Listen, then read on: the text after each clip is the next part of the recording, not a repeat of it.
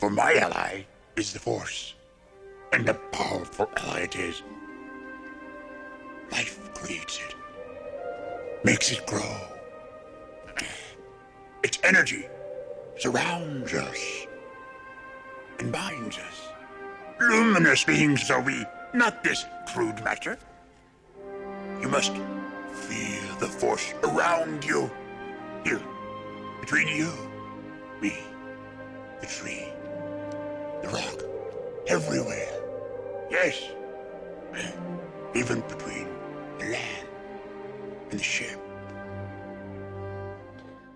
In the original trilogy of Star Wars, we see the Force as an enigmatic, mystical power. It's magical, spiritual, beyond scientific measure. And yet, in the prequels, we learn that the Force before the Empire was in fact measurable through scientific instruments. I've been wondering, what are midichlorians? Midichlorians are a microscopic life form that resides within all living cells. It could be said that this more quantitative approach to the Force is meant to illustrate the kind of rationalism that the Jedi as well as the Senate espoused throughout the prequel trilogy. This new explanation of microscopic organisms and midichlorian counts naturally feels at odds with the more qualitative and non-rational underpinnings which define the Force throughout the original trilogy. But what if this change in definition isn't simply just a storytelling retcon? What if this dichotomy in describing the Force is actually a key revelation in the philosophy of Star Wars itself? To answer this question, let's examine 3 important intellectual movements of the early 20th century, which will help us illuminate our understanding of the Force as well as how it connects to one of the more complex and ethereal concepts in all of film theory, a concept known as photogénie. To begin, let's look at the artistic movement known as Surrealism, which began around the year 1917. The Surrealist movement is often cited as a reaction to a kind of rationalism that was believed to have led to the First World War. Just as the Surrealists were guided by the concepts of the unconscious mind, the Force is often guided by the feelings and perspective of the one who wields it, the darkest of which are often shaped by dreams and visions, harbingers of the unconscious mind. Even in the prequels, mindfulness of one's unconscious feelings is seen as the path to the light side of the Force, regardless of how it's objectively measured by the Jedi Council. But Master Yoda said I should be mindful of the future. But not at the expense of the moment. Be mindful of the living Force, young Padawan. Perhaps then, the more mystical understanding of the Force in the original trilogy is in some ways a similar rebuke to the rationalism that was a hallmark of the Jedi Council's hubris throughout the prequel films. We're keepers of the peace, not soldiers. The droid army is in full retreat. Well done, Commander. Bring me a ship. Hold up. Wait a minute. Something ain't right. Unlike the unconscious underpinnings of the Surrealist movement, defined by its often irrational imagery and at times automatic creation, the Force itself is not a purely illogical output in either trilogy. The Force has real, tangible effects on the world around it, shaped by the subjectivity of the one who wields it. A Jedi's unconscious fears are then constantly at odds with their conscious decision-making faculties, as well as its effect on the objective world around them. This is one of the reasons why the Force is such a strong metaphor within the hero's journey. While Luke's X-Wing is rationally and objectively too large to lift for a fledgling Jedi apprentice, it's Luke's lack in perspective, rather than his midichlorian count, which causes him to fail at the swamps of Dagobah. Likewise, Qui-Gon sees Anakin as the prophesied chosen one, in large part due to the rational, objective measurements of his midichlorians. And yet, it's Anakin's subjective fear of loss, levied by his experiences with his mother, which ultimately leads to the objective destruction of the Republic. This is perhaps why Yoda weighs perspective over objective measurement when teaching Luke about the Force in the original trilogy. While you can count midichlorians with a microscope, you cannot measure a Jedi's perspectives or feelings. So if Surrealism's narrowed focus on non-rational, unconscious outcomes can't fully elucidate the true nature of the Force, what can? Well, there's another interesting moment in the early 20th century, a great debate between a philosopher and a scientist over the nature of time, which might give us a clue. On one side you have Albert Einstein and his theory of relativity. Einstein's theory dramatically asserts that time is a relative property of measurable space, and that our subjective sense of past, present, and future is merely a psychological trick of the mind, a quote, stubbornly persistent illusion, as he puts it. On the other side of the argument is the French mathematician turned philosopher Henri Bergson, who believed that time was in fact a very real, yet very unmeasurable property of the natural world. Time could be consciously felt and subjectively experienced, but it would ultimately elude the abstract symbols and measurements that make up science and mathematics. Bergson used the example of a rubber band being stretched for a duration of time. You can measure the individual objective points of change within space, but the duration of movement as an aspect of time can only be described as a qualitative, unmeasurable whole.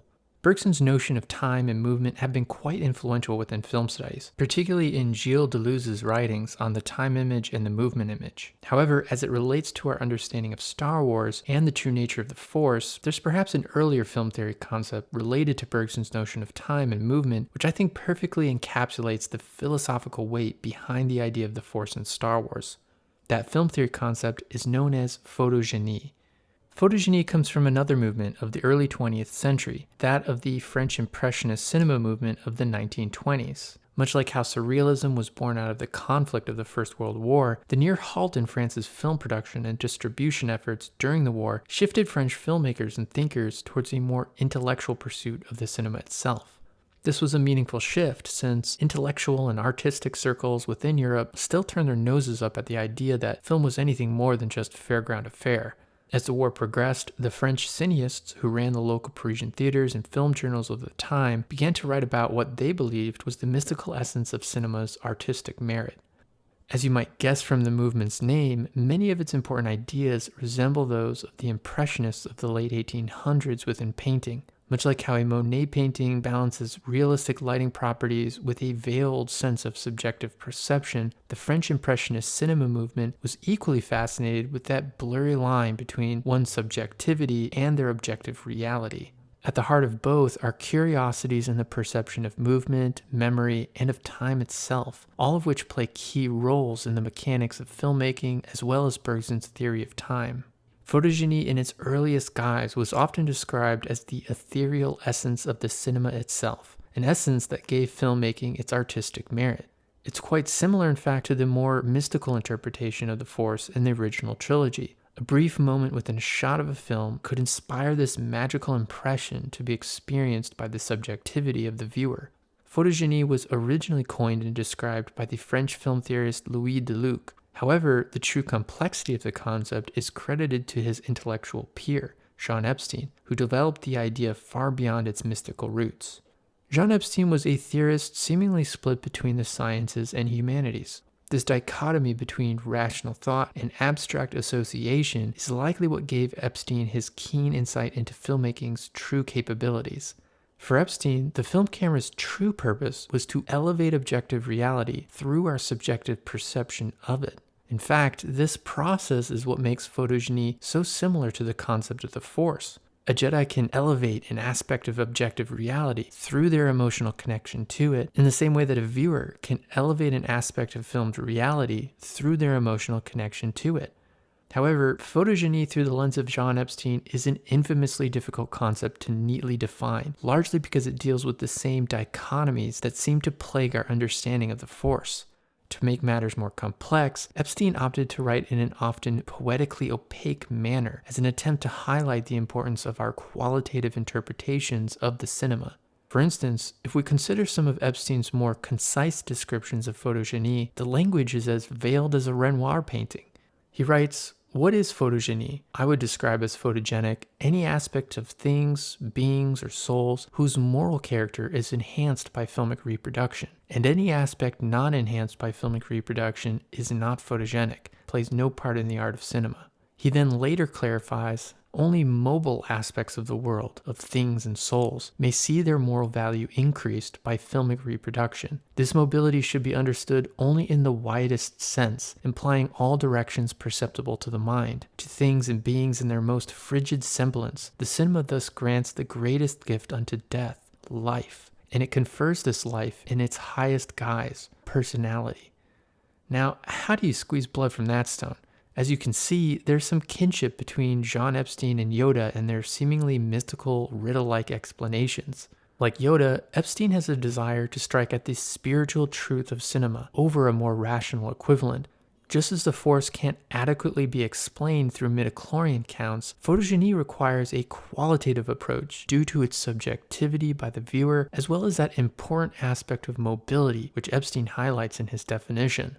Though, much like the differing explanations of the Force within Star Wars, perhaps we can fashion a more rational explanation for what photogénie is so that we can work our way back towards its more fluid definition. As an attempt, I'll say that photogénie is created by a film camera and experienced subjectively by a viewer when a specific aspect of objective reality is revealed, elevated, or made anew through its reproduction as a moving image.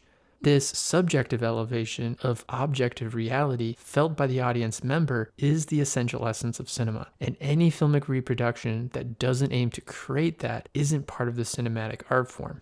While that's hopefully a more distilled way of looking at photogénie, it's much like Qui-Gon's explanation of the Force in that it doesn't accurately highlight the true importance of the concept itself. For Epstein, cinematic movement is experienced in the Bergsonian sense, in that while you can count the number of frames in a film reel, the qualitative, unmeasurable movement that's captured is what the film camera is truly revealing to us as viewers.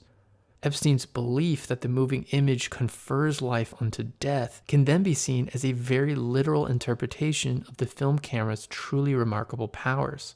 The mechanical eye captures a passing moment in time in order to bring it back to life in the present moment of our conscious perspective of it.